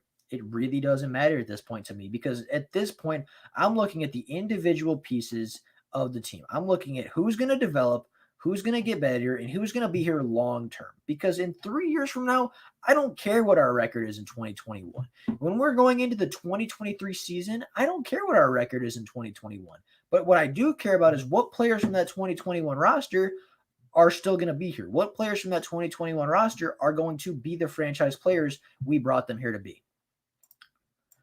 A lot of pressure for Stafford this season. Stay healthy, 9. Yeah, yes, there is. There's a lot of pressure on him. Matt Patricia was a fool and thought he should have 3 to 4 linebackers on every down. I think, yeah. Matt Patricia's, oh my God, his system just gives me a headache every time because it was just ridiculous. Like, you're gonna run a man system, but rush 3 people. You're going to have your cornerbacks on islands, and you're going to have your cornerbacks matched up 1v1 every single snap on the boundaries, but you're going to rush 3 people to get to the quarterback when your pass rush isn't even good with 5. That was the extent of Matt Patricia's philosophy. That's 90% of the Lions' plays explained right there. A lot of man coverage down the field, very little pressure because 3 people were rushing the quarterback. And that's the extent of it. And that's why it failed. You cannot cover for 10 seconds. You cannot cover for 7, even 8 seconds. I mean, if you as a cornerback are covering the field, and if you as a quarterback, if you are a defensive back in the NFL and you are 5 seconds into a play and the quarterback has the ball in his hands, at that point, you cannot be blamed. If the quarterback can sit in the pocket for 6 or 7 seconds and make a good throw downfield and it beats your secondary, the secondary is not at fault. It just isn't. It just is not. And that's the problem with the Lions, is they actually have some decent talent in the secondary. Jeff Okudah, solid player. Amani Oruwariye is a solid player. Tracy Walker is a good player. Our defensive line is not. And that's the toughest part about it. Lions took a big risk on Dan Campbell. Wasn't a big fan of his rah-rah speech, to be honest. I mean, I can't argue with his results so far. I can't argue with the fact that he's brought in and built up a good coaching staff. I mean, the front office right now for the Lions is miles better than anything Bob Quinn built. And like I said, with the team, if you're showing improvement, if you're making the team better for, if the Lions are getting better, if Dan Campbell makes the Lions if Dan Campbell makes the Lions better by any percentile, it is a successful hire. And that's the bottom line. If the Detroit Lions get better under Dan Campbell, it's a good hire. Like, I get people are like, oh, his rah-rah speech, and that's what a lot of people told me about, PJ Fleck when I was big on him. They're like, oh, his whole, row the boat thing is not going to be well in the NFL. If you win games, it's going to be effective. If your team is successful and they're showing hope and they're showing success, it's going to work. Because regardless of if you like somebody's coaching style, if they win you games, if they produce, you're going to be fine. Like, if you win and you produce, and a lot of people were saying, oh, PJ Fleck's not going to be good because his whole rah-rah, whatever, row the boat's not going to work with, adults. If you win football games, people aren't going to care how you do it. If you win football games, people aren't going to care about the speech you give at halftime. People aren't going to care about your press conference. If you win football games, you win respect. And that is the bottom line. And I think that's what Dan Campbell knows, and I think that's what Dan Campbell's going to do. Patricia had 4 pass rushers on most downs, but he had them rush for containment. The defense was so passive. It was about trying to not give up big plays. Right. Yeah. Yeah. And there's a lot of, I mean, you can say there's 4 pass rushers on a lot of plays. There were also a lot of plays where he rushed 3 guys in dumb situations. Um, we got yet to call this staff good. Yeah, I think it's a good staff. I think it's a better front office than we had a couple months ago. Hope Campbell and the staff succeed, though. Yeah, me too. Believe me. Yeah, everybody wants Dan Campbell to be successful. Campbell seems like a guy we would root for. Dan Campbell. I mean, if you're a Detroit Lion, I'm gonna root for you. I rooted for Patricia. I rooted for Bob Quinn. I rooted for Matt Stafford. I will root for Jared Goff. If Aaron Rodgers becomes a Detroit Lion, I will grit my teeth and I will root for Aaron Rodgers. If Tom Brady comes here, I will root for Tom Brady. If you were in a Lions uniform, I could care less where you came from. I could care less what job you had last. I'm going to root for you to be successful, and I'm going to root for you to win football games for my team. And I'm going to expect you to win football games for my team. The biggest problem with Patricia's scheme is why Quinn's drafting. Seriously, Hand, Bryant, and Okwara all hurt in college and hurt in the pros. Those guys were healthy. Things could have been different. I think if any of those guys are healthy, Patricia's scheme still sucks. That's the problem. I think Patricia's scheme sucked. And regardless of if you had Aaron Donald on the field, I still think Matt Patricia's system would have sucked. I think players are going to want to play for Campbell. Look at coaches that have come here. Yeah, I think, especially looking at what he did in New Orleans, I think we're going to see a lot of players come to Detroit because they like Dan Campbell.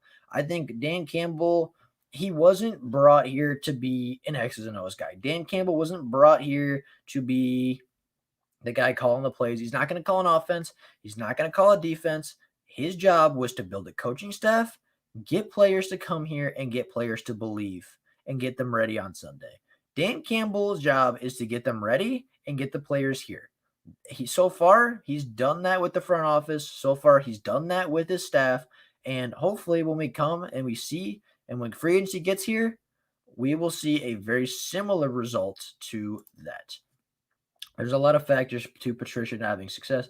Bottom line, it was a mess, and I'm glad he's gone. I could not have said it better. Campbell is similar to Vrabel. I could see that. I definitely see the similarities. I definitely see the comparisons, and I don't disagree with that at all. I think you're very spot on. Steve, I'm glad it's over too, but Quinn set up Patricia for failure. I mean, yes and no. I mean, Patricia had enough pieces to not have the worst defense in the NFL. The Lions, in my opinion, are far from the worst defense in the NFL talent wise. They're far from the best, don't get me wrong, but there's no reason Trey Flowers, Danny Shelton, Romeo Okwara should be there's no reason Trey Flowers and Romeo Okwara and Danny Shelton and Jeff Okuda and Tracy Walker and Jamie Collins and Jared Davis should be the worst defense in the NFL. There's no reason for that. And did Bob Quinn help Matt Patricia? Not particularly, but if Matt Patricia was even a competent head coach, a competent play caller, it would not have been the worst defense in football. There was a coach that wanted to stay here to be with Dan Campbell when he got an offer somewhere else. I think that's a sign. Yeah, I think that is a sign. And the big thing a lot of NFL teams, a lot of good NFL teams have is their coaches want to be there. Right. I mean, a lot like before Dan Campbell, and I can't say this definitively because, right, I mean, we haven't seen Dan Campbell yet, but like how many people would have stayed to play and coach with Patricia? Would that coach have stayed if Patricia was the guy? Probably not. Would Anthony Lynn be here if Patricia was the guy? Probably not. Would Anthony Glenn be here? Would he have picked Detroit over Chicago? Probably not. Would John Dorsey be here? Probably not. Would Deuce Staley be here? Probably not. Would any of our coaches be here if it was Matt Patricia? Probably not. Probably not. he didn't have any pieces that would have started in Chicago. Danny Shelton probably would have started in Chicago. Romeo Okwara probably would have started in Chicago. Tracy Walker would have started in Chicago. Jeff Okuda would have started in Chicago. I could go on. Do you know Dan Campbell? How? Oh, do we really know Dan Campbell doesn't know the X's and O's? He hasn't called plays, but he's played football his whole life. And been surrounded by some of the best coaches in the game. I'm not saying he doesn't know the X's and O's. I was just saying that's not what he was brought in here to do.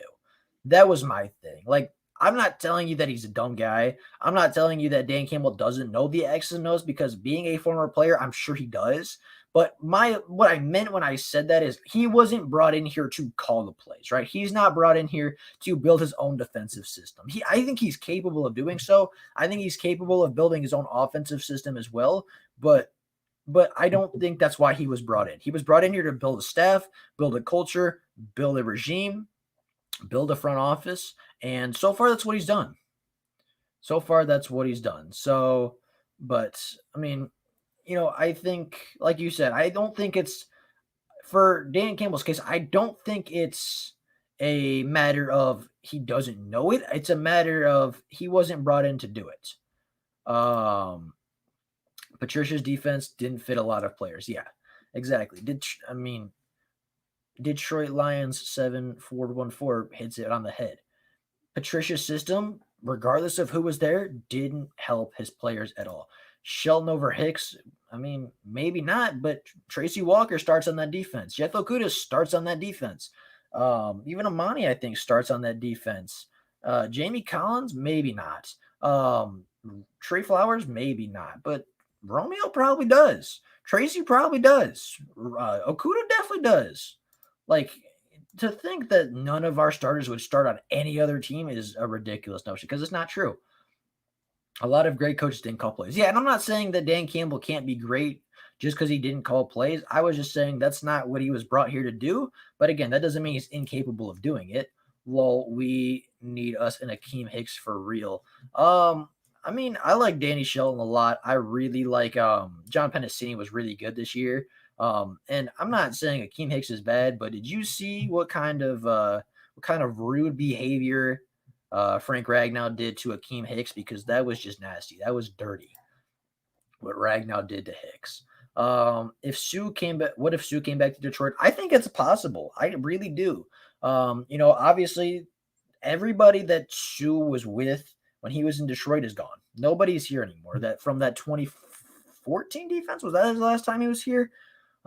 His 2014 teammates are all gone. The only person here from that 2014 team still is Don Muehlbach, who doesn't really work with the Dominican Sue a lot. So, people might say, Sue's not going to come back because, he doesn't like Detroit. He seems to be okay with Detroit. He seems to like the fans. And I don't know why you would hold a grudge versus an organization when literally everything is different within the organization. Like the owner to the players, everything in between is different from when he was here. So I actually think there's a realistic chance we could see him back. And I think if there's a coach that's going to convince a guy like Ndamukong Suh to come back, it's going to be Dan Campbell because of his fire. And if you were to tell Ndamukong Suh that he gets to play Aaron Rodgers twice a year, I think that Ndamukong Suh takes a real good long thought about it. I don't agree with that. Bob Quinn was drafting for his scheme and knew it well, being from New England. Patricia didn't develop anybody Quinn drafted. I think that's true. I do believe that is true as well. Let's see. A lot of coaches in general don't call plays. It's about managing the game, managing the team. Yeah, I think that's very, very true. And I think that's something Dan Campbell can work with. I think that's something very realistically that we can see Dan Campbell accomplish in the NFL. But with all that, comments are starting to slow down. My voice is starting to get tired. I had a game today, so I yelled a lot in that game, and obviously I've been talking for 2 hours, so it's we're gonna wrap it up here. Been talking for 2 hours, started at 1 o'clock. So with all that being said, that's all I got for you guys. Thank you all again for showing up for the Lions talk. I really enjoy doing these. I really enjoy everybody that shows up and comes and just talks Lions with me. It's good to see some familiar faces. I think we even got a couple new faces in here today. So that was fun to see. I really appreciate that. But with all that being said, that's all I got for you guys. I'll be back tomorrow with more Lions content. I'll be back tomorrow with more Lions videos. But with all that, that's all I got for you guys today. Thank you all for tuning into the live stream. I appreciate it. I enjoy having everybody out here. Thank you all for watching. Bye, guys.